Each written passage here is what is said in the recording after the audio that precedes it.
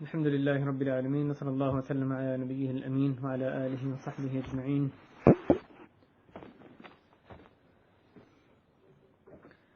أعوذ بالله السميع العليم من الشيطان الرجيم.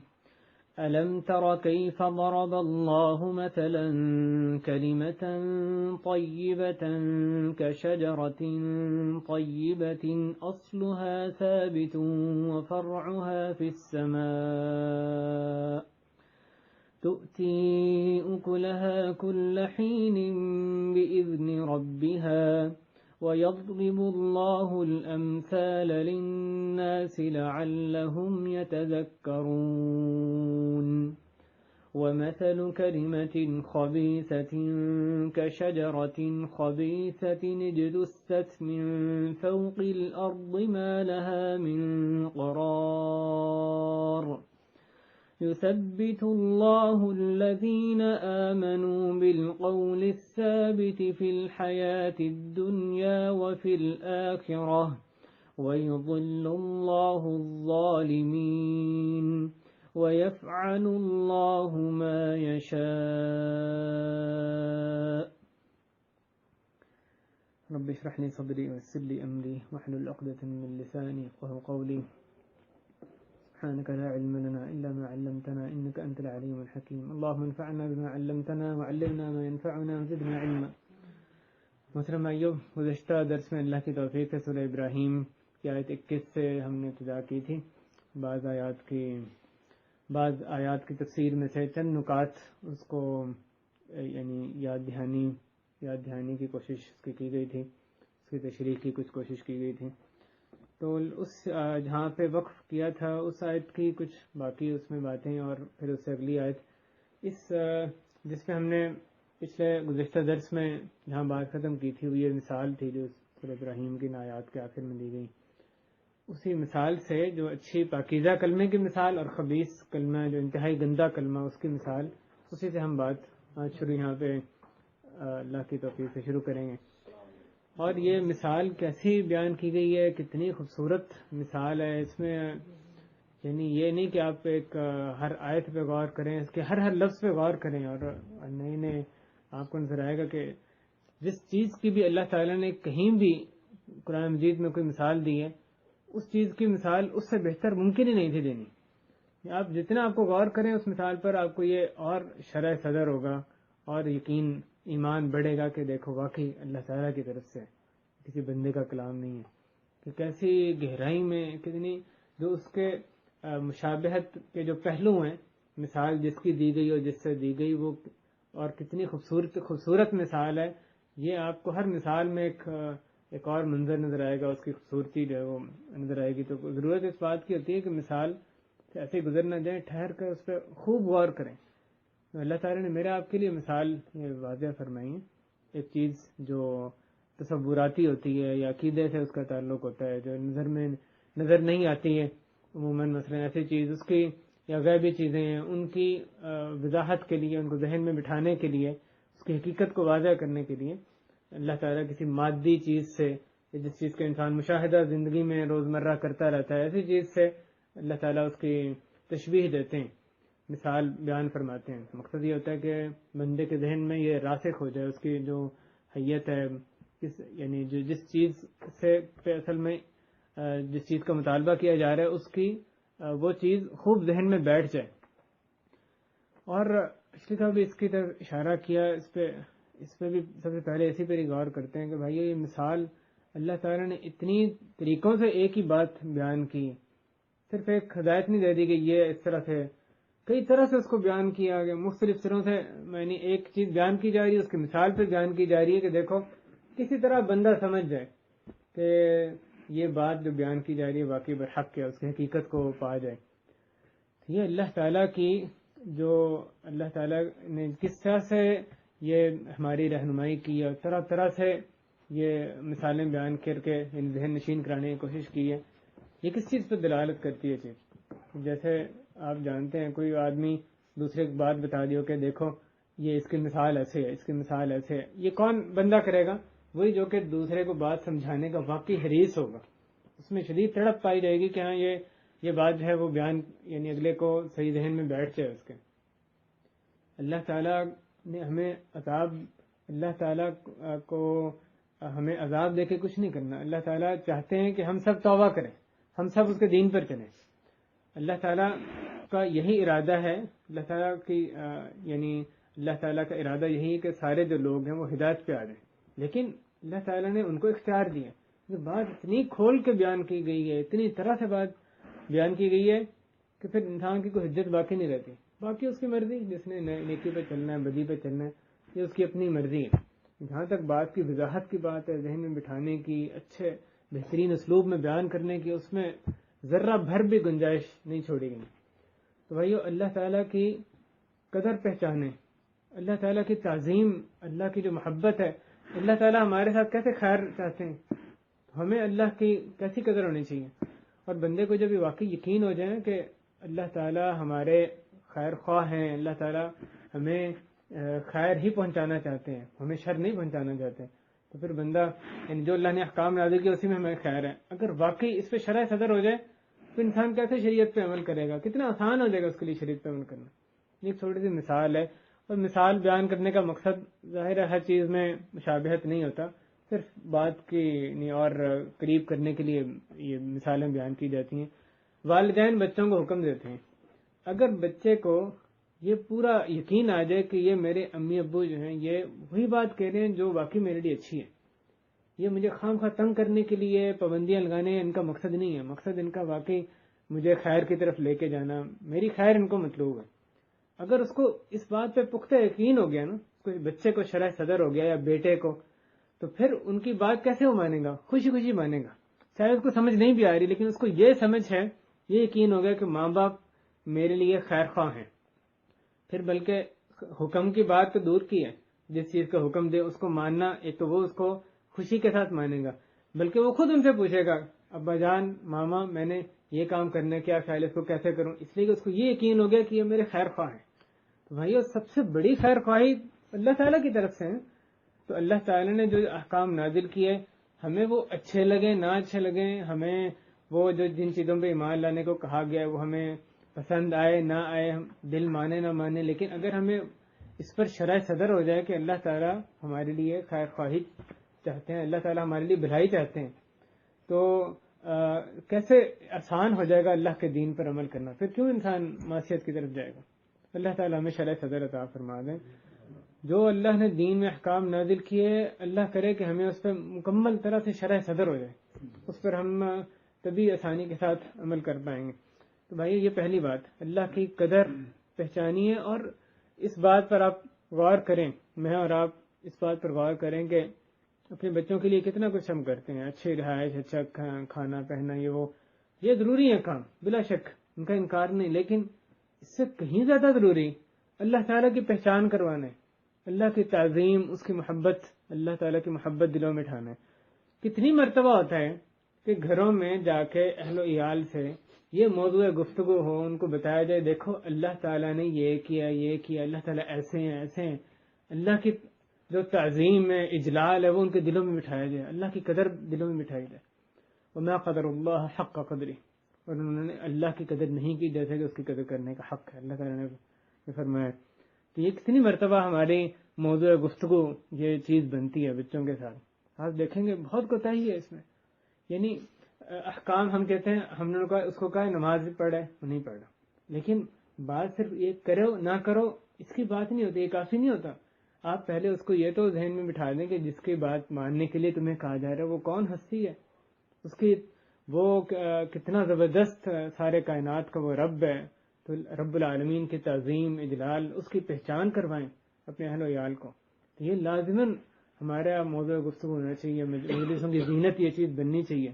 جو ایمانیات ہیں, ایمانی تربیت بچوں کی, بڑوں کی بھی, بیٹے بیٹیوں کی, دمادوں بہوؤں کی, اپنے بیویوں کی, یعنی جن کا اللہ تعالیٰ نے ہمارے زیر کفالت کیا ہے, تحت کیا ہے, اس میں یہ ہماری ایک بنیادی کوشش ہونی چاہیے کہ ایمانی تربیت, اللہ تعالیٰ پر ایمان لانے کی, وہ ایمان ان کا پکا کرنے کی تربیت. یہ پہلی بات. دوسری اس کے تعلق سے بات یہ کہ یہ جو طریقہ یعنی استعمال کیا گیا قرآن مجید میں, جو اللہ تعالیٰ نے مثالیں دے کے بات واضح فرمایا, یہ جو بھی تربیت کرنے والے لوگ ہیں، جب بات سمجھانی ہو، ایک والدین نے اولاد کو، یا معلم نے، استاد نے شاگردوں کو مثلا، یا اپنے جونیئر کو جب بات سمجھانی ہو، کوئی خیر کی بات کہنی ہو، تو یہ طریقہ بھی ہمارے ذہن میں رہنا چاہیے. یہ بڑا مفید طریقہ ہوتا ہے. مثال دے کے جب بات کی جاتی ہے تو اس سے خوب بات ذہن نشین ہو جاتی ہے. اس کی یعنی جو تفاصیل ہیں، کیسی مثالیں دی گئی ہیں قرآن مجید میں، وہ آپ قرآن حدیث کے متعلق ہے، انہیں دیکھ سکتے ہیں. اب اس مثال کی طرف آئیں. کیسے اللہ تعالیٰ نے کیا خوبصورت یہ پاکیزہ بات اور گندی بات کی مثال کیسے بیان کی. الم تر کیف ضرب اللہ مثلا، تم نے دیکھا نہیں، آپ نے دیکھا نہیں کہ اللہ تعالیٰ نے کیسے مثال بیان کی. مثال بیان کی کس چیز کی؟ کلمۃ طیبہ، پاکیزہ کلمے کی. کس چیز سے مثال بیان کی؟ کشجرۃ طیبہ، پاکیزہ درخت سے، جس کی کہ جڑ مضبوط ہے، اس کی بنیاد مضبوط ہے، اور اس کی شاخیں بلند بالا ہیں، اس کی شاخیں آسمان میں. فرعها فی السماء، اس کی شاخ آسمان میں، نیچے سے جڑیں بہت مضبوط ہیں. یہ ممکن نہیں کہ ہر کوئی آ کے کوئی اس کو لہرا دے تو وہ درخت گر جائے، نہیں، اس کی بہت مضبوط جڑیں ہیں، اس کو گرانا کوئی آسان کام نہیں ہے. اور دوسری طرف جو اس کی شاخیں ہیں وہ بلند بالا ہیں. تو اللہ تعالیٰ نے یہ پاکیزہ کلمے کی مثال بیان کی. اور اگلی آیت میں کہا جا رہا ہے، اس آیت کی کچھ تشریح پہلے گزر چکی ہیں، کہ یہ جو درخت ہے یہ اپنا پھل دیتا رہتا ہے، ہر وقت اپنا پھل دیتا رہتا ہے. تؤتی اکلھا کل حین باذن ربھا، اپنے رب کی اجازت سے. اور اس آیت کے آخر میں فرمایا گیا کہ اور اللہ تعالیٰ مثالیں بیان فرماتے ہیں شاید کہ یہ لوگ نصیحت پکڑیں. تو یہ مثال ہے اسلام کی، اسلام سے کتنا مسلمانوں کو، انسانیت کو فائدہ ہوا، اس کی مثال ہے. یا بعض مفسرین نے اس کا جو بہت سب سے مشہور اس میں کی تفسیر میں قول ہے کہ لا الہ الا اللہ، یہ جو کلمہ طیبہ سے مراد ہے لا الہ الا اللہ.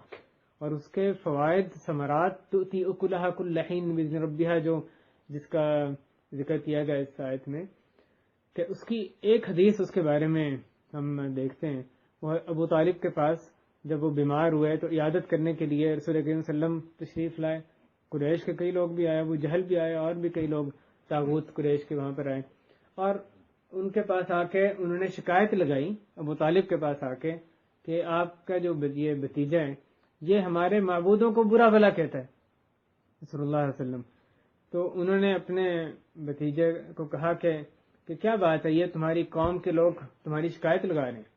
تو انہوں نے کہا، صلی اللہ علیہ وسلم نے جواب دیا، یا عم اریدہم علی کلمۃ واحدہ تدین لہم بها العرب وتؤدی العجم بها الجزیہ وتؤدی العجم الیہم الجزیہ، کہ اے چچا جان، میں تو ایک کلمہ ان سے طلب کرتا ہوں، ایک کلمے کا ان سے ارادہ رکھتا ہوں، ان سے مطالبہ کر رہا ہوں. اس کلمے کے ذریعے سے جو عرب ہیں وہ ان کے زیر ہو جائیں گے، اور جو عجم ہیں وہ ان کو جزیہ دینے لگ جائیں گے. عجم، عرب میں یہ احساس برتری بہت زیادہ تھا. وہ جو غیر عرب تھے ان کو یعنی دوسرے درجے کا وہ سمجھا کرتے تھے، ان کو سب کو عجم کہتے تھے. عجم کا لفظی معنی ہوتا ہے گونگا، تو وہ ان کو کہتے تھے کہ ان کو بولنے، عجم کا نام دیتے تھے. یہ ایک طرح سے یعنی کمتری کا جو ان کا اندر احساس تھا اس کی علامت تھی. تو رسول اللہ علیہ وسلم نے جیسے وہ کہتے تھے اسی زبان میں ہی یہ فرمایا ہے، جو لفظ وہ استعمال کرتے تھے، کہ عرب ان کے زیر ہو جائیں گے اور سارے جو عجم ہیں وہ ان کو جزیہ دینے لگیں گے. تو ان سے پوچھا رسول اللہ علیہ وسلم سے کہ وہ کون سا کلمہ آپ نے پوچھا، آپ نے بتایا لا الہ الا اللہ.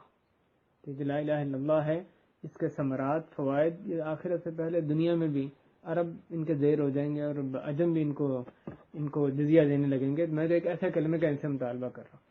بہر لا الہ الا اللہ، یا اس سے مراد مسلمان ہے، مؤمن ہے. جیسے صحیح حدیث میں آیا ہے کہ رسول اللہ نے اس کی مثال جو کھجور کے درخت کی دی، اور اس کا پہلے حدیث کا ذکر گزر چکا ہے. تو یہ مثال ہے بھائیو پاکیزہ کلمے کی. دوسری طرف آپ دیکھیں جو انتہائی گندا کلمہ، اس کی مثال کیسے دی گئی.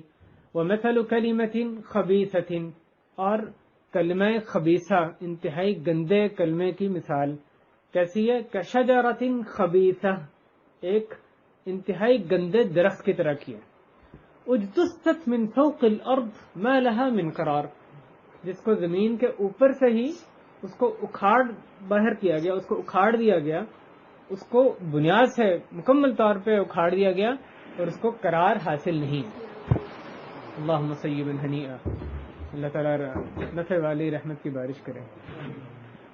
تو یہ دوسری جو مثال بیان کی گئی، غور کریں، گندے کلمے کی، کلمہ خبیثہ، اس کی مثال بیان کی گئی ایک ایسے درخت کی جس کو کہ اوپر سے بندہ یعنی زمین کے اوپر سے ہی نکال دے اور اس کو قرار حاصل نہیں. پہلی بات اس آیت میں یہ کلمہ خبیثہ سے کیا مراد ہے. پچھلی آیت میں ذکر کیا گیا اسلام یا کلمہ توحید لا الہ الا اللہ یا اس کو ماننے والے، اس کے قائل مسلمان مومن یہ مراد ہیں. یہاں اس کے الٹ یہاں پر کفر اور شرک مراد ہے. کلمہ خبیثہ سے مراد کفر اور شرک ہے. تو اس کی مثال، اس کی جو بے ثباتی ہے، اس کا ثمرآور نہ ہونا، اس کا جو کھوکھلا پن ہے، نکما پن کفر اور شرک کا، اس کی مثال کیسے بیان کی. غور کریں مثال پر اور ایک ایک لفظ پہ غور کریں مثال کے کیسے بیان کی جا رہی ہیں. کشجرۃ خبیثہ، ایک خبیث درخت کی طرح، گندے درخت کی طرح جس کو اجتثت، اس کو زمین سے نکال دیا گیا. کیسے نکالا گیا؟ من فوق الارض، زمین کے اوپر سے. زمین میں جتنی جڑیں گہری ہوتی ہیں درخت کی اتنا آپ کو کھودنا پڑتا ہے زمین کو، اتنا مشکل سے درخت نکلتا ہے. جیسے پچھلا درخت ہے اصلها ثابت، اس کی جڑیں مضبوط ہوں. جس کی جتنی مضبوط جڑیں ہوتی ہیں اتنا زیادہ اس کو مشکل سے نکالا جاتا ہے، اتنی اس میں تگ و دو کرنی پڑتی ہے، زمین کھودنی پڑتی ہے. اللہ تعالیٰ یہاں فرمایا نہیں، یہ جو درخت ہے اس کو اجتثت یعنی اس کو بنیاد سے ہی نکال دیا گیا. اور نکالا کہاں سے گیا؟ وہ بندہ کہاں کھڑا تھا جو نکال رہا تھا؟ من فوق الارض، زمین کے اوپر. زمین کے اوپر اس کو کھودنا ہی نہیں پڑا زمین کو. اس کی جڑیں ایسی ہیں کہ زمین کے اوپر وہ درخت کو نکالتا ہے، پورا کا پورا درخت جڑ سمیت اس کی جڑیں ہی ایسی ہیں تو پورا کا پورا درخت ختم ہے. آپ نے غور کیا بے ثباتی کی مثال کیسی خوبصورت مثال دی جا رہی ہے. یعنی اللہ تعالی نے وہ درخت جو نکالا گیا اور ساتھ خاص طور سے فرمایا من فوق الارض، زمین کے اوپر سے نکالا گیا. اور آگے فرمایا صرف یہ نہیں کہ وہ درخت ایسا ہے کہ ما لہا من قرار، اس کو قرار نہیں حاصل. تو اس درخت کو تو کوئی ثبات نہیں ہے، قرار نہیں ہے. وہ تو اس کا منتظر ہے کہ کوئی آئے مجھے ہاتھ لگائے اور میں گر جاؤں. اس طرح کا درخت ہے، کوئی ثبات قرار اس کو حاصل نہیں. اس مثال میں اللہ تعالی نے جو کفر و شرک کا جو نکما پن ہے، بے ثباتی ہے، اس کو اللہ تعالی نے یہاں پر واضح فرمایا ہے. آپ غور کریں، علماء نے اس میں جو بعض پہلو لکھے ہیں ان میں سے یعنی 3 پہلوؤں پر غور کریں. کفر و شرک کے نکما پن کے بہت سے پہلو ہیں. مثلا پہلا پہلو یہ کہ اس کی کوئی دلیل نہیں ہوتی. اس آیت میں جو مثال بیان کی گئی اس میں کفر و شرک کی، اس کے نکما پن کی، اس کے کئی پہلو ہیں. پہلا پہلو یہ کہ اس کی کوئی دلیل نہیں ہوتی. دلائل اگر آپ توحید کے دیکھیں، اللہ تعالیٰ کے وجود کے دیکھیں، اللہ کے ایک ہونے کے، تو اس کے تو لا تعداد دلائل ہیں. اللہ کی ہر مخلوق اس کی وحدانیت پر دلالت کرتی ہے. بس بندہ کچھ سوچنے والا ہونا چاہیے، لیکن انسان کو بڑے آرام سے بات سمجھ آتی ہے اللہ تعالیٰ کی وحدانیت، اس کے وجود، اس کے اسماء و صفات پہ. یہ بہت سی دلیلیں ہیں، لیکن کفر کی ایک بھی دلیل کوئی نہیں دی جا سکتی. ایک بھی ایسی دلیل جس کو کوئی یعنی واقعی سوچنے سمجھنے والا آدمی تسلیم کر سکے، اس کی ایک بھی دلیل نہیں ہو سکتی. اللہ تعالیٰ کے ساتھ کسی کو شریک ٹھہرانا، کفر کرنا، اس کی کوئی دلیل ہر کسی ان لوگوں کے پاس جو ہے کام کرتے ہیں ان کے پاس بھی ایک بھی دلیل نہیں ہو سکتی. اگر دلیل ہو تو وہ کیا دلیل ہوتی ہے؟ انا وجدنا آباءنا علی امہ، کہ ہم نے اپنے آبا و اجداد کو اس پہ پایا تھا، ہم ان کے پیچھے چلیں گے. بس یعنی ان کو کفر و شرک کو جو لوگ کرتے ہیں ان کو سمجھایا جائے کہ دیکھو اس میں یہ وہ کہیں گے کہ میرے باپ اور دادا اور پردادا وہ اسی طریقے پر آ رہے ہیں، تم زیادہ سیانے ہو، تمہیں زیادہ پتہ ہے، وہ سب غلط تھے، گمراہی پر تھے، میں نے تو انہیں کے طریقے پہ چلنا ہے. یہ ایک بڑی دلیل ہے ان کے تئیں کہ ہم نے اسی پر قائم رہنا. ہمارا طریقہ ہم نے کیوں پکڑ کے رکھنا؟ اس لیے کہ ہمارے آبا و اجداد اس پہ تھے. یہ کوئی دلیل ہے بھائی؟ اتنی بھونڈی دلیل. یہ بھونڈی دلیل کیوں دیتے ہیں کہ اصلی دلیل ہے ہی کوئی نہیں. یا تو جو دلائل ان کے پاس ہیں وہ بس اسی قسم کے دلائل ہیں. باقی جو دلائل جن کو دلائل کا نام دیا جاتا ہے ان کو تو ذرا سی بات کی جائے تو سارے ڈھا جاتے ہیں. وہ دلائل کوئی نہیں ہے، ان کو دلیل نہیں کہا جاتا. یہ دلیل بس اسی قسم کی ہوتی ہیں. پہلی بات تو یہ کہ کفر و شرک کے کوئی دلائل نہیں ہے، دلائل سے بالکل عاری چیزیں ہیں. اور دوسری بات کفر و شرک کے بارے میں یہ کہ ان کا دل پر کوئی اثر نہیں ہوتا، دل سے ان کو کوئی سکون میسر نہیں ہوتا. کفر اور شرک یہ دل میں کیا چیز لے کر آتے ہیں؟ بے چینی، اضطرار، یعنی بے چینی یا بے قراری، اضطراب. آپ جو بھی کہہ لیں، بربادی، ہلاکت صرف یہ دل میں لے کر آتے ہیں. اور جو دوسری طرف توحید ہے وہ انسان کے دل میں سکون پیدا کرتی ہے، راحت پیدا کرتی ہے، اور کیا کیا کیا نعمتیں اس سے نہیں ملتی دل کو. یعنی آپ ایک کفر اور پہ قائم جو بندہ ہے وہ دنیا میں اس کو کتنی آسائشیں کیوں نہ ملیں، یہ ممکن نہیں کہ وہ چین کی زندگی گزار رہا ہو. یہ تو 100% اللہ تعالیٰ کا اٹل فیصلہ ہے. ایک بندہ جو کفر پر ہے اور وہ دنیا کے سب سے زیادہ نعمتوں میں پلنے والا بندہ ہے، وہ دل سے لازماً اللہ کی قسم وہ لازماً بے چین ہی رہے گا، اور انتہائی بے چین رہے گا. کہ اللہ تعالیٰ نے اس کی وضاحت دوسری آیات میں بھی فرمائی، وَمَنْ أَعْرَضَ عَنْ ذِكْرِي فَإِنَّ لَهُ مَعِيشَةً ضَنْكًا، کہ جس نے میرے ذکر سے منہ موڑا تو اس کی ہم زندگی، اس کی معیشت، اس کی زندگی تنگ کر دیتے ہیں. اس کو بے چینی، بے قراری میں ساری زندگی اس کی گزرے گی، خواہ جتنی بھی آسائشیں اس کو ملیں. اور بھائی آپ دیکھیں یہ جو نعمت ہوتی ہے کہ دل میں سکون، اگر انسان کو بے چینی ہو تو اس کے پاس جتنی بھی نعمتیں ہوں ان سے فائدہ اٹھانا وہ بھی اس کو میسر نہیں ہوتا. یعنی جب انسان کو کوئی تکلیف ہو، کوئی اس کو بے چینی ہو دل میں، تو وہ اس کے لخت جگر جو کہ جن کے لیے وہ مر کر یعنی اتنی تگ و دو کرتا ہے، کیا کچھ نہیں کرتا ہے راتوں کو لیکن وہ ان کے بارے میں کہہ رہا تو ان کو چپ کراؤ، ان کو میرے سے دور رکھو، میں نہیں اب ان کو دیکھ سکتا یا ان سے بھی نہیں مل سکتا. کیوں؟ اس لیے کہ دل میں اس کے بے چینی ہے، تکلیف ہے. تو وہ نعمتیں اللہ کی اتنی پیاری اس کے پاس ہیں لیکن ان سے لطف اندوز نہیں ہو سکتا. تو یہ لذت اور جو اس کی مٹھاس ہوتی ہے یہ اصل میں ایمان کی بدولت ہی انسان کو محسوس ہوتی ہے، انسان کو حاصل ہوتی ہے. کفر و شرک اس سے دل میں ہرگز کسی قسم کی یعنی کوئی اثر نہیں ہوتا، کوئی اچھا اثر اس سے نہیں ہوتا. یہ بے چینی بڑھانے کا باعث بنتے ہیں. اور پھر اس کا جو نکما پن، اس کا تیسرا پہلو یہ بھی ہے کہ ایک بندہ جو پہاڑ جیسے نیکیاں جمع کرے، وہ دنیا میں سب سے زیادہ نیکیاں جمع کر لے، لیکن ساتھ وہ کافر ہو، مشرک ہو، تو اس کی ساری نیکیاں اللہ کے ہاں غارت جاتی ہیں، کوئی فائدہ نہیں ہوتا. اللہ تعالیٰ نے رسول اکرم صلی اللہ علیہ وسلم کو مخاطب کر کے فرمایا کہ اور یقیناً آپ کی طرف وحی کی گئی اور ان انبیاء کی طرف جو آپ سے پہلے گزرے، لَإِنْ أَشْرَكْتَ لَيَحْبَطَنَّ عَمَلُكَ وَلَتَكُونَنَّ مِنَ الْخَاسِرِينَ، کہ یقیناً اگر آپ نے شرک کیا تو یقیناً آپ کے اعمال، آپ کا عمل برباد ہو جائے گا، آپ کا عمل غارت جائے گا، اور آپ یقیناً خسارے والوں میں سے ہو جائیں گے. یہ تاکید، انتہائی تاکید کا صیغہ قرآن مجید میں استعمال فرمایا گیا. تو نبی صلی اللہ علیہ وسلم کو بھی کہا جا رہا ہے کہ آپ جو سب سے زیادہ نیکیاں کرنے والے انسان ہیں، اگر آپ نے بھی شرک کیا تو پھر آپ کے بھی اتنے عظیم اعمال جو آپ نے کیے سب کے سب غارت چلے جائیں گے. اور صرف نبی صلی اللہ علیہ وسلم کو نہیں کہا گیا، اللہ تعالیٰ نے فرمایا کہ آپ کو اور آپ کے سے پہلے جو نبی تھے سب کی طرف یہ وحی کی گئی کہ اگر ان انبیاء نے بھی شرک کیا تو سارے اعمال ختم ہو گئے. تو یہ اس کا تیسرا نکمہ پن ہے. اور نکمے پن کی اور جتنی باتیں کر سکتے ہیں. کفر اور شرک ان کی مثال ایسے درخت کی ہے جس کو انسان اوپر سے کھڑا ہوا ہی بغیر کسی تگ و دو کے وہ اٹھائے اور اس کو بنیاد سے نکال کے اس کی بنیاد ہے ہی کوئی نہیں. اس سے مراد درخت کون سا درخت مراد ہے؟ بعض مفسرین نے حنظل یا خاص درخت کا نام بتایا کہ یہ اس سے مراد ہے. لیکن ایک تفسیر، بڑی خوبصورت تفسیر بعض مفسرین نے اس کی یہ بیان کی ہے کہ یہ ایک ایسے درخت کا زمین پر وجود کوئی نہیں. یعنی اللہ تعالی نے جو بھی درخت پیدا کیا ہے زمین میں اس کا کوئی نہ کوئی فائدہ ضرور ہے، لیکن یہ کفر اور شرک اس کا تو 1% بھی کوئی بھی فائدہ نہیں ہے، ذرہ بھر بھی انسان کو فائدہ ہے، نقصان ہی نقصان ہے. تو یہ جس درخت کی مثال بیان کی گئی ہے کہ جو سراسر بے فائدہ درخت ہو، تو یہ ایک فرضی درخت ہے. اس کے اللہ تعالی نے ذہن میں بات بٹھانے کے لیے ایک فرضی درخت کی مثال بیان کی جو کہ بالکل بیکار درخت اور جس کی ثبات بھی کوئی نہیں، قرار بھی کوئی نہیں، اس کی مثال بیان فرمائی.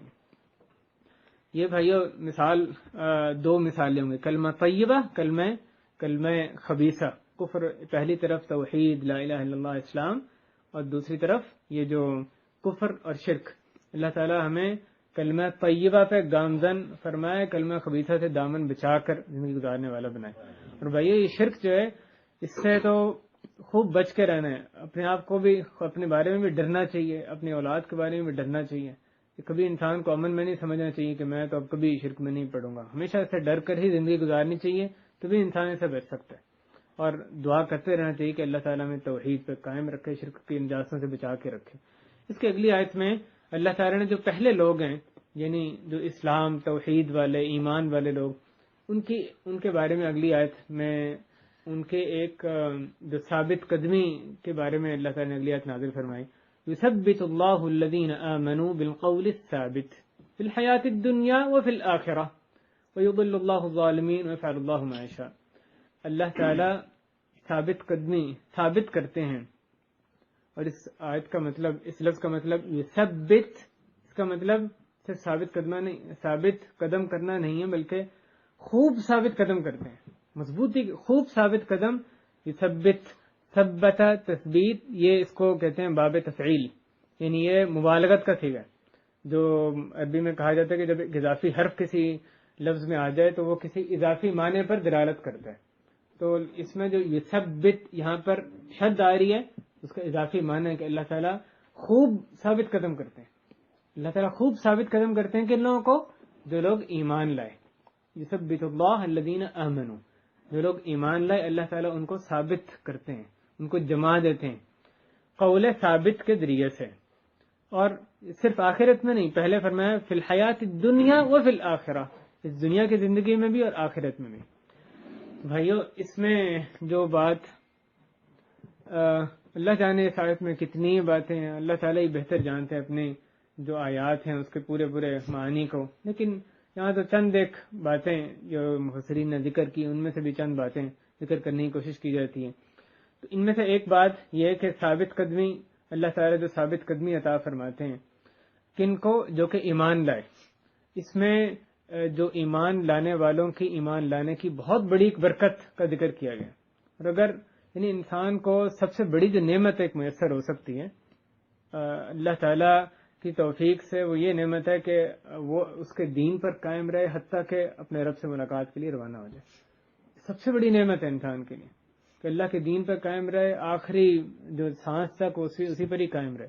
اللہ تعالیٰ نے اس نعمت کی خوشخبری دی ہے ان لوگوں کو جو کہ صحیح معنی میں ایمان لاتے ہیں. اگر ایمان کی اور کوئی بھی برکت نہ ہوتی نا صرف یہ برکت ہوتی پھر بھی کافی تھا. اتنی بڑی برکت ہے کہ ایمان لانے سے آپ کو یہ نعمت میسر آ جائے گی دین پہ ثابت قدمی جو ہے وہ آپ کو میسر آ جائے گی اللہ کے دین پر جمے رہنا حتیٰ کہ آپ کی موت واقع ہو جائے. یہ ایک ایسی چیز ہے جس کو ایمان لانا جو یعنی بندہ ایمان لائے گا پھر ہی اللہ تعالیٰ اس کو ثابت قدم رکھیں گے. یہ اس بات کی جو سب سے جو بڑے دیندار تھے نبی کریم صلی اللہ علیہ وسلم وہ کس قدر اس نعمت کا احساس کرتے تھے کتنی اس کی فکر کرتے تھے ثابت قدمی کی. اس کی ایک مثال وہ حدیث ہے کہ شہر ابن حوشب رحمہ اللہ مسند احمد میں اور دیگر کتب حدیث میں بھی حدیث ہے کہ شہر ابن حوشب جو کہ ایک تابعی تھے انہوں نے حضرت ام سلمہ رضی اللہ عنہا ان سے پوچھا یا ام المؤمنین ما كان اکثر دعاء النبی صلی اللہ علیہ وسلم اذا كان عندك کیا ام المؤمنین رسول اللہ صلی اللہ علیہ وسلم کی کون سی سب سے زیادہ دعا ہوا کرتی تھی جبکہ وہ آپ کے ہاں ہوتے تھے. نبی صلی اللہ علیہ وسلم کی جو بیویاں تھیں ان میں وہ کبھی کسی کے ہاں دوسرے کے ہاں وہ باریاں مقرر تھیں نا. تو انہوں نے پوچھا کہ جب آپ کے ہاں ہوتے تھے جب آپ کی باری ہوتی تھی حضرت ام سلمہ کو تو تب کون سی دعا تھی جو اتنے صلی اللہ علیہ وسلم سب سے زیادہ مانگا کرتے تھے. اور اللہ تعالیٰ شہر رحمہ اللہ ان پہ رحمت کرے. دیکھیں کتنی قیمتی بات پوچھ رہے ہیں کہ آپ جو ان کے زوجہ محترمہ ہیں آپ کو گھر کے اندر کے حالات پتہ ہیں مجھے بتائیں کہ گھر میں جو آپ کے پاس ہوتے تھے اس وقت کون سی دعا سب سے زیادہ وہ کرتے تھے. تو یہ ام المؤمنین ام سلمہ کہتی ہیں کہ کان اکثر دعائہ یا مقلب القلوب ثبت قلبی علی دینک کہ ان کی سب سے زیادہ دعا یہ ہوتی تھی کہ اے دلوں کو پھیرنے والے میرے دل کو اپنے دین پر جما دے. اے دلوں کو پھیرنے والے میرے دل کو اپنے دین پر جما دے. یہ دعا بھائیوں کون کر رہا ہے سید الاولین والآخرین سب سے بڑے دیندار وہ یہ دعا کر رہے ہیں. اور اپنی گھریلو زندگی میں یعنی جب وہ گھر میں ہیں ان کی ایک زوجہ محترمہ یہ کہہ رہی ہیں کہ سب سے زیادہ صلی اللہ علیہ وسلم جب میرے پاس ہوتے تھے جو دعا میں نے کرتے سنا ان کو وہ یہ دعا تھی یا مقلب القلوب اے دلوں کو پھیرنے والے ثبت قلبی علی دینک میرے دل کو اپنے دین پر جما دے. تو یہ ثابت قدمی ہے. دیکھیں نبی صلی اللہ علیہ وسلم کس قدر اہتمام کرتے تھے اس کا. اللہ تعالی ہمارے دلوں کو بھی اپنے دین پر جما دے. اور یہی جو دعا ہے وہ ہمیں راسخین فی العلم کی بھی نظر آتی ہے. سورہ آل عمران میں کی ابتدا میں اللہ تعالیٰ نے فرمایا والراسخون فی العلم یقولون آمنا به کل من عند ربنا ما ذکر الا اولو الالباب. اس کے آگے وہ کہتے ہیں ربنا لا تزغ قلوبنا بعد اذ ہدیتنا، کہ اے ہمارے رب. راسخین فی العلم کا ذکر کیا گیا، ان کی اس دعا کا اللہ تعالیٰ نے ذکر کیا ہے. کیوں ذکر کیا؟ اس لیے کہ میں آپ یہ مانگیں. راسخین فی العلم یعنی وہ لوگ جو علم میں ایمان میں بہت مضبوط ہیں، جو خوب شریعت کا علم رکھتے ہیں، اللہ کی معرفت ہے ان کو، ان لوگوں وہ لوگ یہ دعا کرتے ہیں لا تزغ قلوبنا، اے ہمارے رب ہمارے دلوں میں ٹیڑھ نہ ڈال دے، ہمارے دلوں کو ٹیڑھا نہ کر دے. بعد اذ ہدیتنا، اس کے بعد کہ آپ نے اس کو آپ نے ہمیں ہدایت دے دی. اے ہمارے رب ہمارے دلوں کو ٹیڑھا نہ کر دے، اس کے بعد کہ آپ نے ہمیں ہدایت دے دی. یہ دعا راسخین فی العلم کرتے ہیں. اور دوسری طرف بھائیو، وہ بدقسمت لوگ ہیں جو کہ اسلام میں ان کا کوئی خاص حصہ نہیں ہوتا، جاہل نادان لوگ، ان کو اس کی کوئی فکر نہیں ہوتی. وہ ہر قسم کے کام کرتے ہیں اور پھر بھی یہ سمجھتے ہیں کہ ہم دین پر تو بڑے مضبوط ہیں. اپنے بچوں کی بھی ایسی تیسی جیسی تربیت کرنی ہے، مادہ پرستانہ ساری تربیت کریں، کہیں گے ہم نے تربیت بڑی زبردست کی ہے. ان کو کچھ نہیں ہو سکتا، وہ کہیں بھی چلے جائیں محفوظ ہیں. ان کو ہمارے بچے جو ہیں ان کو کہیں ادھر ادھر جانے والے نہیں، بالکل سیف ہیں وہ. تو ان کو یہ جتنا بندہ جاہل ہوتا ہے نا، جتنا علم سے دور ہوتا ہے، اللہ کی معرفت کم ہوتی ہے، اتنا ہی بے فکر ہوتا ہے اپنے ایمان کے بارے میں. اس کا ایمان کہیں ہوگا تو اس کو فکر ہوگی نا. یعنی جس کے دل میں ہدایت ہو ہی نا، اس کو کیا فکر ہونی ہے؟ وہ کہتا ہے میں تو بس پکا سچا مسلمان، مجھے کچھ ہونے والا بھی کچھ نہیں. نہ ان کو جن کی میں نے تربیت کی، ایسی مضبوط تربیت کی ہے کہ جہاں بھی چلے جائیں، کسی مغربی یا کسی جو ملحدانہ معاشرے میں چلے جائیں، کیسی سوچ باطل نظریات کے جو لوگ ہیں ان کے پاس وہ جا کر کیوں نہ رہیں، ان کو کچھ نہیں ہونے والا. بڑے ثابت. اور بعد میں پھر شکایت کرتے ہیں بچوں کی تربیت تم نے بڑی اچھی کی تھی، پتہ نہیں ان کو کیا ہو گیا، پھر بھی وہ راہ راست پہ نہیں ہے. حالانکہ تربیت جیسی کی ہوتی ہے وہ اس لیے کہ اپنا ایگزام ہوتا ہے کہ ہاں ہم تو خود بھی بڑے پہنچے ہوئے مسلمان، ہمارے بچے بھی، ہماری تربیت بھی بڑی مثالی ہے. دوسری طرف یعنی اپنے بچوں کو ایجوکیشن میں بھیج رہے ہوں گے، وہاں جا کے کیا وہ جنت کا رخ کر رہے ہوتے ہیں بچے. یعنی جو بیٹیاں ہیں وہ جب ایجوکیشن میں پڑھنے جاتی ہیں، بات کہنی مشکل لگتی ہے، لیکن بھائیو معاشرے کی ایک حقیقت ہے کہ جب وہ وہاں جاتی ہیں تو کیا بیٹیاں بن کے جاتی ہیں، کتنی دیر پہلے سے تیاری شروع کر دیتی ہیں. اور ان بیٹیوں کے بارے میں جب وہ کل کو کوئی گمراہی کا رستہ اختیار کرے، اللہ نہ کرے، تو بندہ پھر اب جو بابا جی ہیں اور روتے پھرتے ہیں کہ بچوں کی تربیت تو بڑی زبردست کی تھی، پھر بھی وہ گمراہی کی طرف چلیں گے. پھر کون سی تربیت کی تھی آپ نے؟ یعنی اللہ تعالیٰ اور رسول کریم صلی اللہ علیہ وسلم ان کے دین سے انحراف، ان سے ہٹ رہے ہیں اور دنیا کمانے کے پیچھے آنکھیں بند کر کے ان کے دین کا برباد کریں، اور پھر الزام کریں کہ تربیت بڑی اچھی کی ہے اپنی بھی اور اپنے اہل و عیال کی بھی. کون سی تربیت ہے؟ جتنے زیادہ اللہ والے لوگ ہوتے ہیں ان کو اتنی اپنے ایمان کی زیادہ فکر ہوتی ہے. سب سے بڑے دیندار ان کو دیکھیں کتنی فکر تھی. نبی کریم صلی اللہ علیہ وسلم راسخین فی العلم ربنا لا تزغ قلوبنا بعد اذ ہدیتنا، کہ ہمارے رب ہمارے دلوں کو ٹیڑھا نہ کر دے اس کے بعد کہ آپ نے اس کو ہدایت دے دی. یہ اللہ تعالیٰ کی بہت بڑی نعمت ہے ایمان والوں کے لیے کہ ان کو ثابت قدمی عطا فرماتے ہیں. اور بھائیو پھر یہ بات بھی یاد رکھنے کی ہے کہ یہ دینداری کی جو فائدہ ہے، یہ کئی لوگوں کا یہ باطل تصور ہے کہ اس کا فائدہ صرف آخرت میں ہوتا ہے، جنت ملے گی اس کے نتیجے میں، جہنم سے آزادی ہوگی. وہ تو یقیناً آخرت میں جو فائدہ ہے وہ تو ہے ہی، لیکن یہ غلط تصور ہے. دینداری کا فائدہ آخرت سے پہلے اس دنیا میں بھی ہے. اس دنیا میں بھی اگر ہم سعادت کی زندگی چاہتے ہیں تو وہ صرف دینداری ہی میں ہے. یعنی دین کو چھوڑ کے کون سی زندگی؟ اللہ تعالیٰ ایسی زندگی سے بچا لے، ایسی زندگی سے پہلے ہی ہمیں اٹھا لے کہ جس میں کہ اللہ کی پہچان ہمیں نہ ہو. ایسی دینداری کی جب ہوگی تو تبھی اس دنیا میں بھی آپ سعادت کی زندگی گزار سکتے ہیں. اللہ تعالیٰ نے اس دنیا میں جو فائدہ ہے اس کا ذکر کیا، اور پھر یہ بات بھی کہ جو دنیا میں فائدہ ہے نا وہ دینی فائدہ بھی ہے. دینی فائدہ کا تو کچھ سمجھ آتی ہے، اور اکثر یعنی اگر ذکر ہو تو اسی کا ذکر ہوتا ہے، لیکن صرف دینی نہیں، دنیاوی فائدہ بھی ہے. دینداری کا اس دنیا میں دینی فائدہ بھی ہے اور دنیاوی فائدہ بھی ہے.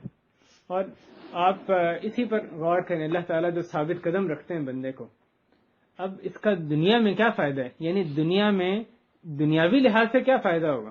آپ نے دیکھا ہے بندہ جو کئی ایسے لوگ ہوتے ہیں کہ جو اس کے بڑے جو کچھ حکم دے اس نے یسر کرنا ہے، وہ دوسرے کے ایسے غلامانہ زندگی گزار رہا ہوتا ہے دوسرے بندے کے سامنے کہ یعنی ایسے ذلت والی زندگی گزارتا ہے، خواہ اس کے پاس جتنی بھی آسائشیں ہیں، کہ وہ جیسے ایک غلام ہوتا ہے اپنے ذہنی طور پہ بھی، کہ جو اس نے کہا رات رات ہے، چاہے دن کو وہ رات کہہ دے، دن کو رات کہنا ہے، جو کہا اس نے کہا کہ بس یہ ہمیشہ اس کو ٹھیک ہی کہنا ہے، اس لیے کہ اس کو بس راضی رکھنا ہے، اس نے خوش کرنا ہے۔ جو بندہ واقعی دین پہ ثابت قدم رہے گا ویسے کر سکتا ہے، جو بندہ ثابت قدم رہے دین پہ تو وہ اس کی گردن جھک کے نہیں رہے گی، اللہ کے سامنے تو جھکے گی لیکن بندوں کے سامنے سیدھی رہے گی، بندوں کے سامنے وہ جھک کے نہیں رہے گا، ان کا غلام بن کے نہیں زندگی گزارے گا، اور یہ بہت بڑی نعمت ہے۔ یعنی انسان جو ذہنی اس کی کیفیت ہے وہ دوسرے لوگوں کے سامنے غلامانہ کیفیت نہیں ہوگی اس کی۔ اور بھائی یہ ایک یعنی بہت سے فوائد میں سے ایک یہ فائدہ ہے جو ثابت قدمی کا، جب اللہ تعالیٰ دینداری پر ثابت قدمی عطا فرمائے اس کو یہ حاصل ہوگا کہ جو اس کی جو گردن ہے وہ دنیا میں دوسرے لوگوں کے سامنے سیدھی رہتی ہے۔ اور پھر آخرت میں کیا فائدہ ہے؟ جو دین میں یہ تو دنیا کے لحاظ سے ثابت قدمی، اور اللہ سے دعا ہے کہ ہمیں اپنے دین پر شرح صدر عطا فرما دے کہ ہم اس پر مضبوطی کے ساتھ جم کریں۔ بھائیو یہ دینداری میں ہی فائدہ ہے، ہم اس کو سمجھے نہ سمجھیں، ہم اس کو اختیار کریں نہ کریں، اس کا یہ اگر ہم دینداری کو اختیار نہیں کریں گے تو جو بے دینی ہے وہ اچھی چیز نہیں ہو جائے گی۔ دینداری فائدہ اسی میں، ہم چاہے یعنی دوسری طرف جو بے دینی ہے اس کو بھی اچھا سمجھنے لگے، لیکن ہمارا اصل میں اس میں نقصان ہی ہے، بندہ سمجھے جو بھی اس سے کوئی حقیقت اس سے بدلنے والی نہیں ہے۔ تو اللہ تعالیٰ اپنی قدر کرنے والا بنائے، اپنے دین کی صحیح معنی میں تعظیم کرنے والا بنائے۔ یہ جب آپ غور کریں، جب بندے کو کسی بات کی ایک لت پڑ جاتی ہے، جب اس کے ذہن میں ہرس آتی ہے، واقعی کسی نعمت کی قدر اس کو آتی ہے، یعنی کوئی اس کا ٹارگٹ ہے اس کو اچیو کرنا ہے، اس کا ذہن میں کو بیٹھ جاتی ہے چیز، پھر کیسے اس کے لیے محنت کرتا ہے۔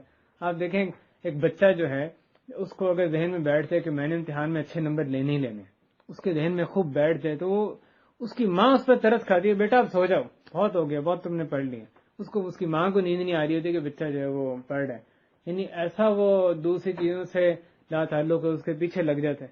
تو بندہ جب کسی واقعی اس کو نعمت کا احساس ہو جائے، کسی چیز کی قدر کرنے لگے، کیسے اس کے پیچھے وہ لگتا ہے۔ تو دین کی اصل میں قدر ہو تو کیسے ہم اس کے پیچھے لگیں گے؟ ہمیں دین کی اس قدر تعظیم جو ہونی چاہیے دلوں میں، ہمارے دلوں میں یعنی نظر نہیں آتی۔ اس تعلق سے سب سے پہلے مجھے اور اپنے بھائیوں کو، تمام بھائیوں کو بھی اس میں محاسبہ کرنے کی ضرورت ہے، دین کی کس قدر تعظیم کی، اللہ کی کیسی اجلال تعظیم ہمارے دلوں میں۔ اور پھر یہ جو فائدہ ہے اللہ تعالیٰ نے اس دنیا میں ذکر کیا، فی الحیات الدنیا، دنیا میں ثابت قدمی۔ آخرت کے فائدے سے پہلے یہ بات بھی آپ غور کرتے چلیں کہ کتنی مرتبہ ہوتا ہے ایک جو دیندار لوگ ہیں ان کو دینداری کی وجہ سے، اپنے ایمان پر ثابت قدمی کی وجہ سے اہل اقتدار یا جس کا بھی اس بندے پر یعنی زور چل رہا ہے، وہ کئی دفعہ ایسے عذاب میں مبتلا کرتے ہیں، ایسی سزائیں دیتے ہیں کہ جب ہم دیکھتے ہیں اس کو یا ان باتوں کو سنتے ہیں، یا اس زمانے میں بعض جو جگہوں پہ ایسے ہوتا ہے دیکھتے ہیں تو انسان دنگ رہ جاتا ہے کہ یہ آدمی کیسے جمع رہا ہے، حالانکہ وہ دیکھنے میں نحیف آدمی ہے، کمزور سا آدمی ہے، لیکن کیسے اس کے پاس ایسی طاقت آ گئی کہ اس طاغوت کے سامنے بھی اتنی قدر اس کو سزائیں دے رہا تھا، اور پھر بھی وہ کیسے مضبوطی کے ساتھ جمع رہا۔ یعنی نبی کریم صلی اللہ علیہ وسلم کو دیکھیں، ان کے صحابہ کرام کو، حضرت بلال ہیں، خباب ہیں، خبیب ہیں، یاسر، سمیہ، اور ان کو دیکھیں، اور لمبی لسٹ ہے اس وقت بھی، اور اس کے بعد بھی کتنے تاریخ جو ہے اسلام کی اس سے اس بات کی گواہ ہے۔ آپ دیکھیں یہ کیسے بندہ ثابت قدم رہتا ہے، یہ سب اللہ تعالیٰ اس کو جماتے ہیں، اللہ تعالیٰ ثابت قدم رکھتے ہیں۔ جو بندہ واقعی ایمان لاتا ہے اللہ تعالیٰ اس کو جما دیتے ہیں، اس کو ثابت قدم رکھتے ہیں۔ تو اللہ تعالیٰ ہمیں بھی ایسے اپنے دین پر جما دے۔ تو اللہ تعالیٰ دین پر بھی جماتے ہیں، اور پھر وفی الآخرہ، اور آخرت میں بھی اس کو ثابت قدمی دیتے ہیں۔ اس کی جو تفسیر حدیث میں آئی ہے کہ آخرت کو جمانا، آخرت میں ثابت قدمی عطا کرنا، اس کی آخرت میں جو پہلی منزل ہے اور بہت اہم منزل وہ قبر کی منزل ہے، اس کے بارے میں یہ حدیث ہمیں حضرت انس بن مالک رضی اللہ تعالی عنہ ان سے ملتی ہے۔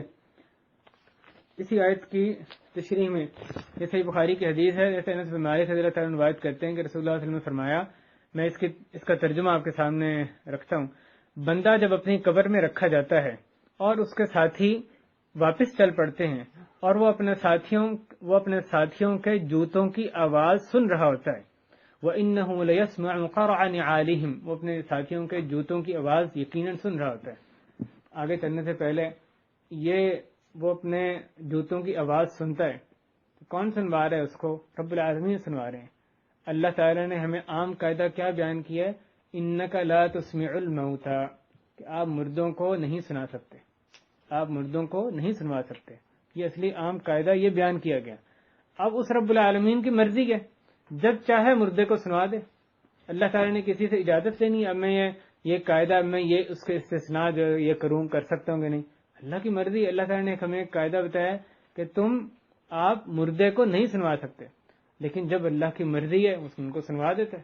مردوں کو اللہ تعالیٰ ہر چیز پر قادر ہے، اس کے کرنے پر کسی کو اعتراض کا حق نہیں ہے. تو وہ جب مردے کو دفنا کر جا رہے ہوتے ہیں تو صلی اللہ علیہ وسلم فرماتے ہیں وہ ان کے جوتوں کی جو آواز ہے وہ بھی سنتا ہے. تو اس کے پاس 2 فرشتے آ جاتے ہیں، وہ اسے بٹھا دیتے ہیں اور کہتے ہیں تو اس آدمی محمد کریم صلی اللہ علیہ وسلم کے متعلق کیا کہتا تھا؟ اگر وہ مومن ہے تو وہ کہتا ہے فَأَمَّا الْمُؤْمِنُ فَيَقُولُ أَشْهَدُ أَنَّهُ عَبْدُ اللَّهِ وَرَسُولُهُ، تو وہ کہتا ہے میں گواہی دیتا ہوں کہ وہ بے شک وہ اللہ کے بندے ہیں اور اس کے رسول ہیں. تو اس سے کہا جاتا ہے کہ آگ میں اپنی جگہ دیکھ لے، اللہ تعالیٰ نے اسے بدل کر تجھے جنت میں جگہ دے دی ہے. چنانچہ وہ ان دونوں کو دیکھتا ہے تو اس کے لیے اس کی قبر کو وسیع کر دیا جاتا ہے. ایک تو اس کو دوزخ میں اس کی جگہ جس کی بجائے اس کے اللہ تعالیٰ نے اس کو جنت میں جگہ دے دی وہ دکھائی جاتی ہے، اور پھر اس کی قبر وسیع ہو جاتی ہے. اللہ تعالیٰ ہماری قبروں کو بھی وسیع فرما دے. تو اس کے لیے اس کی قبر کو وسیع کر دیا جاتا ہے.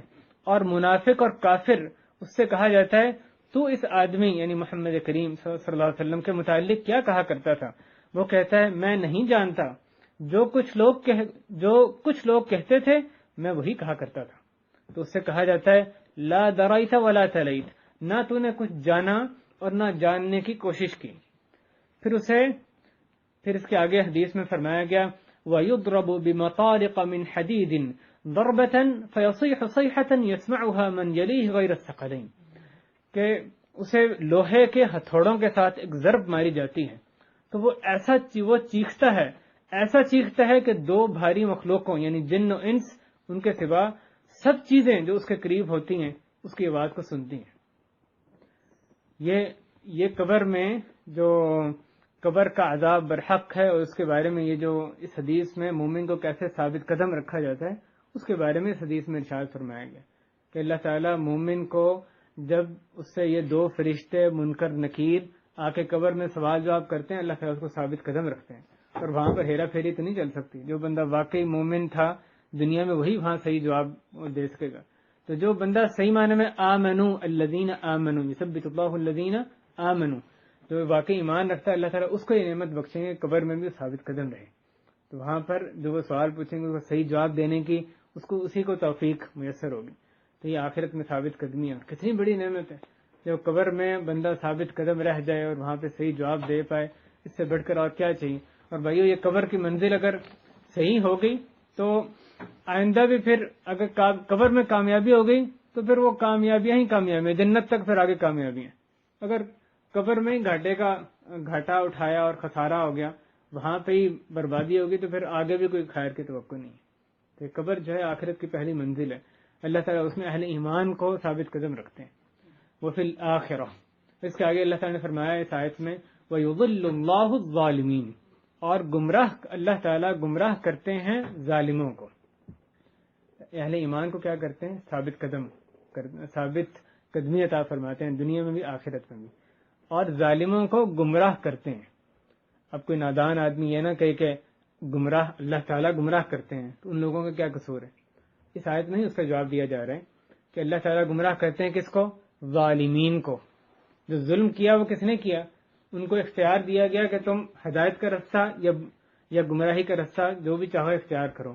انا ہدیناہ السبیل اما شاکرا و اما کفورا. اللہ تعالیٰ نے سورہ دہر میں سورہ انسان دکھایا تھا، اس میں فرمایا ہم نے اس کو رستہ دکھا دیا. اب وہ شکر گزار بنے یا کفر کرنے والا بنے یا انتہائی کفر کرنے والا بنے، اس کی مرضی. اس نے ظلم جو کیا کس کی مرضی سے؟ اپنی مرضی سے کیا نا. اللہ تعالیٰ نے اس پہ زبردستی معاذ اللہ کی کہ تم ظلم کرو، اپنی مرضی سے اس نے ظلم کیا. تو اوپر سے کیا آیا؟ فیصلہ آ گیا کہ اس کے لیے اب ہدایت نہیں ہے. لیکن اصل میں ظلم اس نے خود کیا تھا. جو آدمی اپنی مرضی سے ایمان لایا اللہ نے اس کے بارے میں فیصلہ کیا یثبت اللہ الذین آمنوا کہ اس کی ثابت قدمی عطا کی جائے. خود بندے نے ظلم کیا تو اس کے بارے میں اللہ فرما رہے ہیں اللہ تعالیٰ اس کو گمراہ کرتا ہے. تو بندہ اللہ تعالیٰ کی راہ میں جیسی کوشش کرتا ہے اللہ تعالیٰ نے کا یہ قانون ہے کہ اس کو اس طرح کا رستہ اس کے لیے آسان کر دیتے ہیں.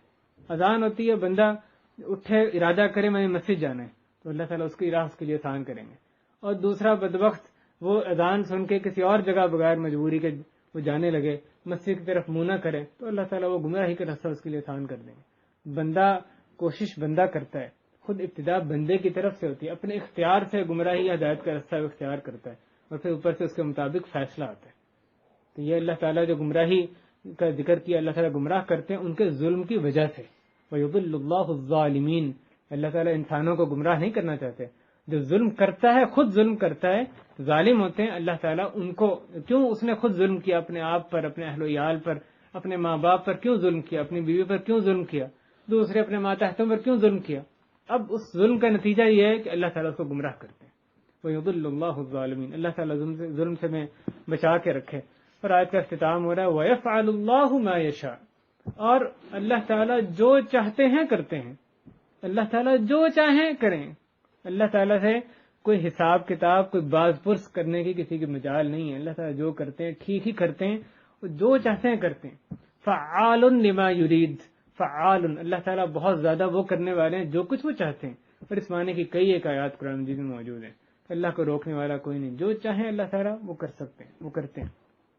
اور اللہ تعالیٰ چاہتے ہیں تو شاید جو انسان ہیں ان کو ایمان پر ہی جما دیتے ان کے, لیکن اللہ تعالیٰ کی نے اپنی حکمت سے قانون یہ قانون رکھا کہ انسانوں کو جنوں کو اختیار دیا جائے. اب جب اس کی مرضی ایمان لائے اللہ تعالیٰ اس کو ثابت قدمی عطا کریں گے, وہ ظلم کرے تو اللہ تعالیٰ اس کو گمراہ کریں گے. تو جو اللہ تعالیٰ جو چاہتے ہیں کرتے ہیں. یہ بندہ اپنی مرضی سے ایمان اختیار کرتا ہے اور اپنی مرضی سے وہ کفر کے راستے پہ جاتا ہے, اور اس کے مطابق نتیجہ اللہ رب العالمین کی طرف سے آتا ہے. اللہ تعالیٰ ہمیں اپنے دین پر شرح صدر عطا فرمائے, اور اے اللہ ہمارا سینہ اپنی کتاب کے لیے کھول دے. اے اللہ جو مثال بیان کی گئی اس کو ہمیں سمجھنے کی توفیق عطا فرما. اے اللہ اس پر شرح صدر عطا فرما. اے اللہ اپنے دین پر شرح صدر عطا فرما. اے اللہ اس پر عمل کرنے کی پوری جد و جہد کرنے کی اے اللہ اس کی توفیق عطا فرما. اے اللہ ہمیں اپنی جانوں پر ظلم کرنے سے باز رکھ لے. اے اللہ ہمیں جو بھی حق بات ہے تیرے دین کی بات ہے اس کو کہنے سننے والا سمجھنے والا اس پر عمل کرنے والا بنا دے. اے اللہ جو بھی باطل چیز ہے ہمیں بھی وہ باطل ہی نظر آئے اسے اجتناب کرنے کی توفیق عطا فرما دے. اے اللہ یہاں بیٹھنا اپنی بارگاہ میں قبول فرما. اے اللہ ہم میں سے جو بھی بیمار ہے اس کو شفا نصیب فرما.